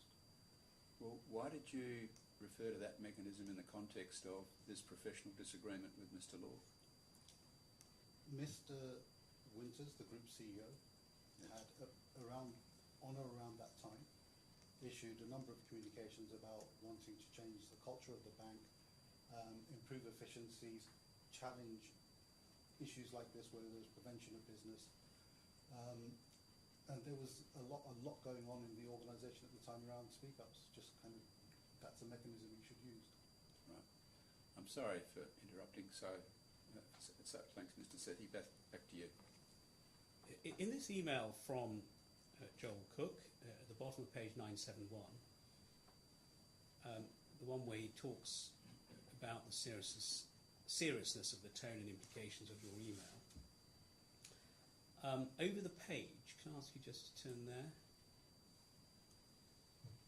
He says in the penultimate paragraph, clearly in an ideal world we would have a situation where we don't have any externally imposed caps and we can proceed on the basis of our own internal credit approval mechanisms.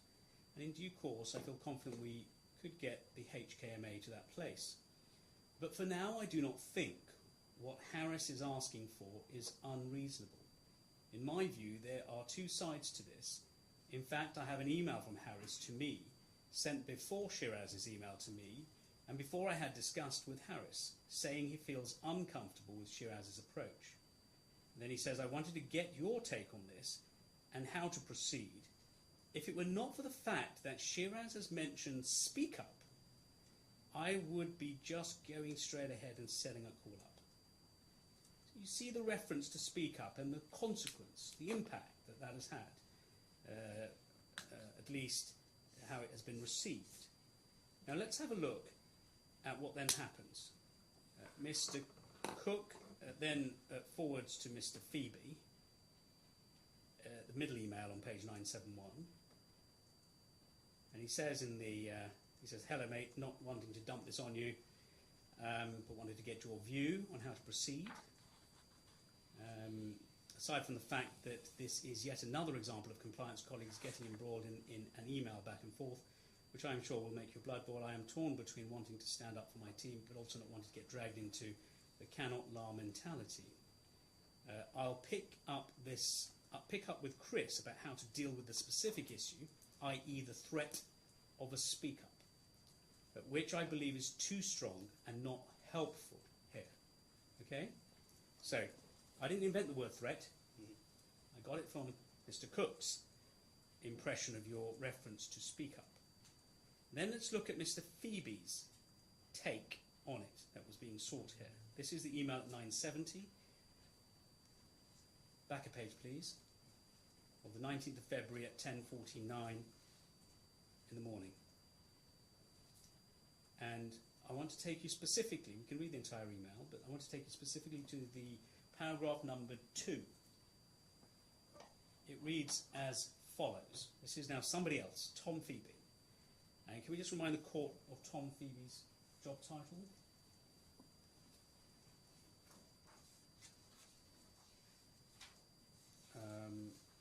Bear with me.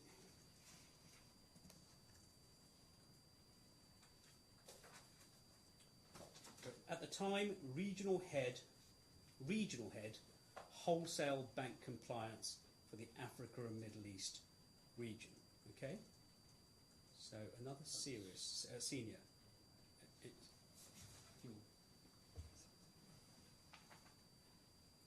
And in 2017 became global head of compliance, CIB products and segments. So the global head here speaking in compliance. Number 2, Shiraz needs to amend his engagement. Whatever his excuses, his style has now annoyed both you and I, who are fairly relaxed and well-travelled.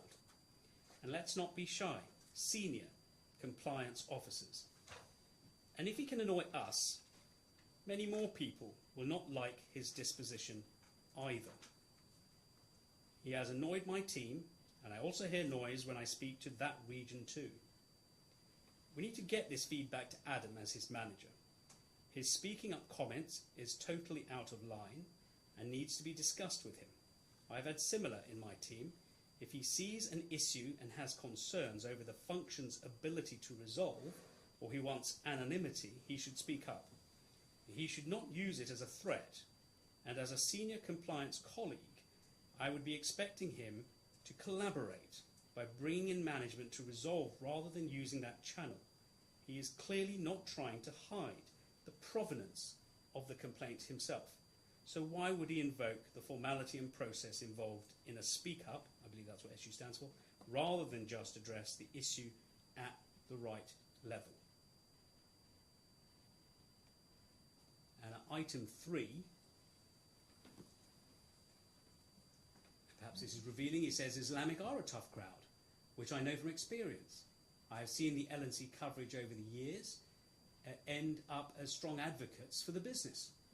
We should be where we see it as appropriate, but there is nuance in every situation, and Shiraz must be careful not to get a reputation for blind advocacy. He should be representing the functional position back to the business, which here is clear that this needs regulatory engagement.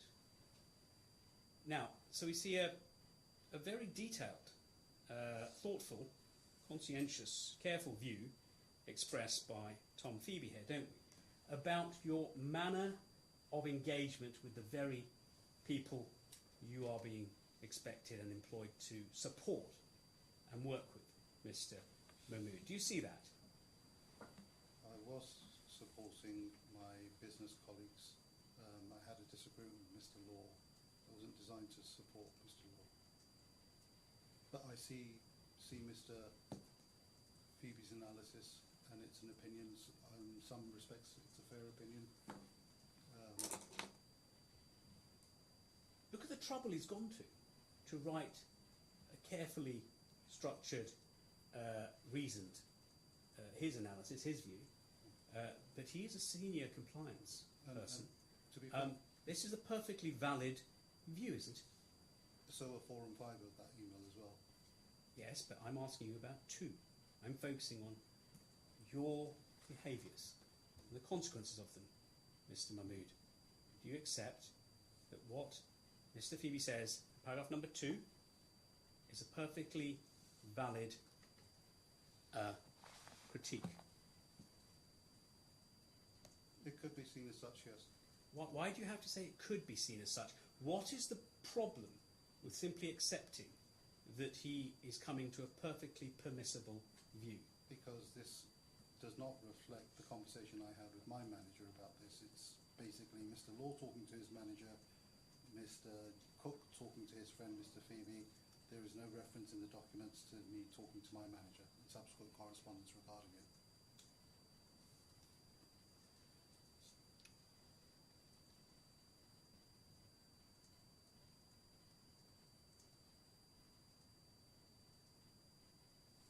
Now,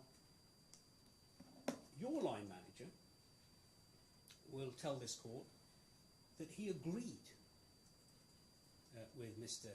Phoebe's assessment and that you needed to radically change your approach to dealing with colleagues. And also he agreed with Mr. Phoebe that your threat, and it was a threat, of raising a speak up was wholly inappropriate. So this is your line manager, someone so much closer to home, taking that view. Now his view, perfectly reasonable and valid, wasn't it? He did say that I shouldn't have raised a speak up, and I agreed with him when he pointed it out to me. The rest of it I don't agree with, but he did say yes, you shouldn't have raised, threatened to speak up, and I said yeah, fair enough. Indeed, because Mr. Long,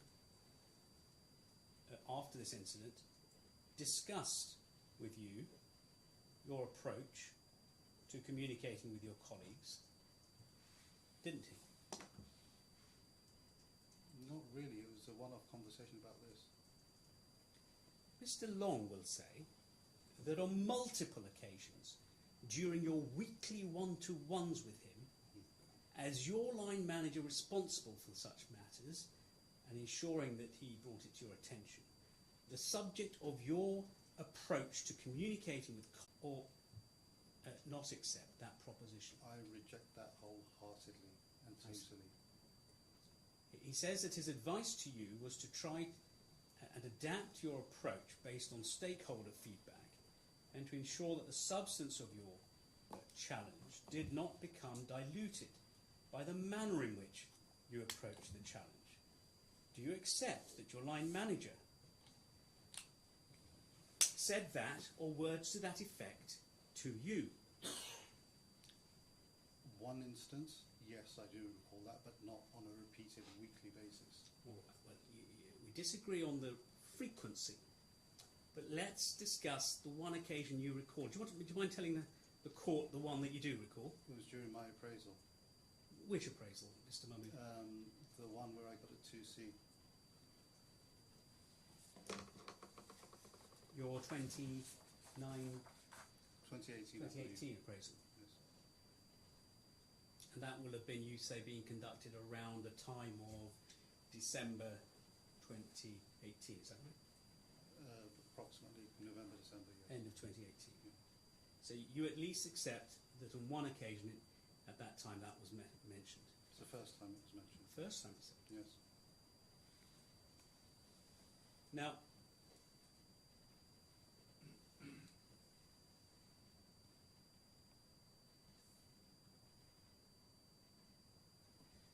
Mr. Long, your manager, says that he asked Mr.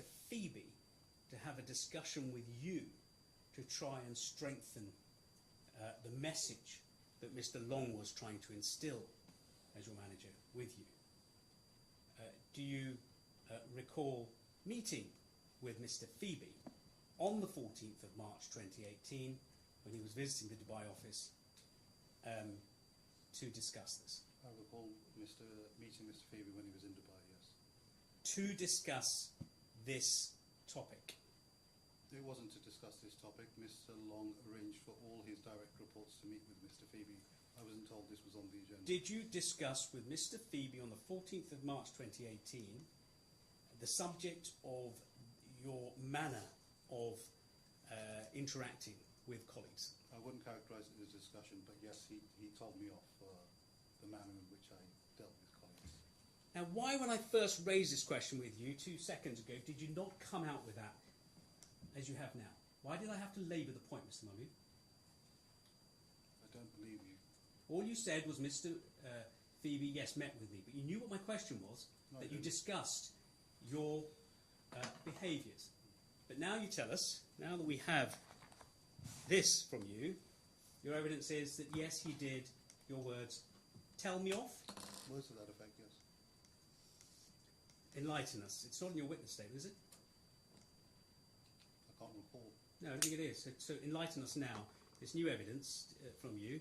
Tell us what he said to you. He reprimanded me. Reprimanded you, Yeah. right? About what? About the manner in which I dealt with the Hong Kong issue. Right.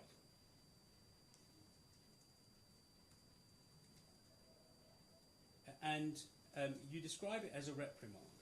Now,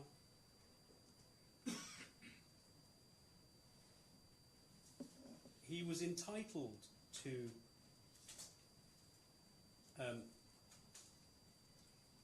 speak to you about the way in which you handled the Hong Kong issue, wasn't he? He's a colleague, yes, of course. Not a colleague, he's more senior than you. He was being asked by your line manager for assistance to come and help your line manager to improve your behaviours in this regard. And that is what happened. I wasn't aware of that background narrative. Right. So you have your manager telling you to address this point, and you have Mr. Phoebe specifically raising it with you, as in your words, telling you off about it, the Hong Kong, your handling of the Hong Kong issue. Now,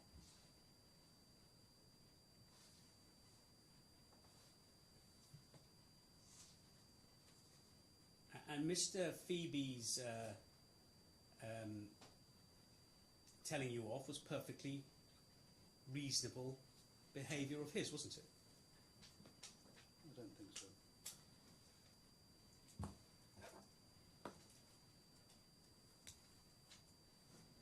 On the 21st of November 2018, you sent an email to your manager updating him about the Hong Kong situation. Page 2113.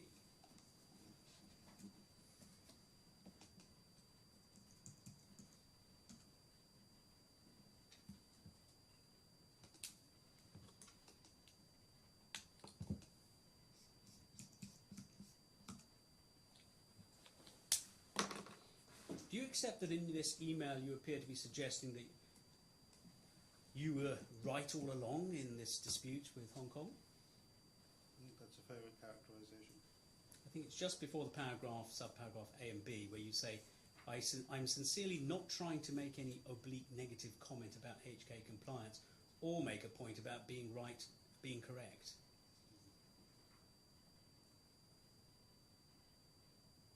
Now, what your line manager will say to this court is that this episode really captures the very real problem, as your manager saw it, with your approach, your manner, your mindset. And the issue such as this was not about who was right and wrong, but the way you had raised your challenge with colleagues and with stakeholders. Do you accept that the management's focus here and genuine concerns, or rather, let me put it this way, do you accept that your management and other management in compliance were genuinely concerned, and reasonably so, about your manner of raising challenges with colleagues and stakeholders? Not that I was aware of. Well, we've seen that. Look at the emails. We've just been going through them. Do you see this as a genuine? You understand what I mean by genuine? Was it a well-founded concern? Was it a permissible concern? Was it a legitimate concern for management to have, Mr. Mahmood? No, sir. Not at all. Well, no. That's your I have a answer, concern, isn't it? but I don't believe that it was a legitimate concern in the wider context of my work. It's either a legitimate, it's a very focused concern about a focused matter here, albeit with wider themes, which we'll come on to tomorrow. But you say this is not a legitimate concern, legitimately raised about you. Is that right? Is that your evidence? I'm saying in this particular instance, this Hong Kong case, yes, there was a concern, and yes, it can be argued. And I agree with Mr. Long on reflection. Mentioning the speak up was probably not wise.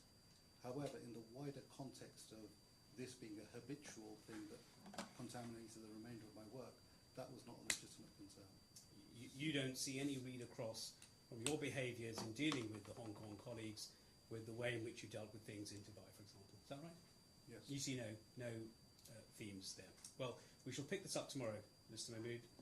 Your Honour, I think that's an appropriate Thank you. moment. Yes, thank you, Mr. Setti. Mr. Mahmood, the same rules apply as they did at lunchtime and as they will until you've finished your evidence. You should leave the courtroom, make your way to wherever you're living, and not talk to anybody else about the case until you return here shortly before 10 o'clock tomorrow morning to resume your evidence. And what's the running order for tomorrow, sir? Running order is that you will be questioned for as long as it takes. Oh, wow. Okay. Okay, and that may be all day. The program allows for you to be questioned all day. Okay. So we'll adjourn now until 10 a.m. tomorrow. Thank you, sir.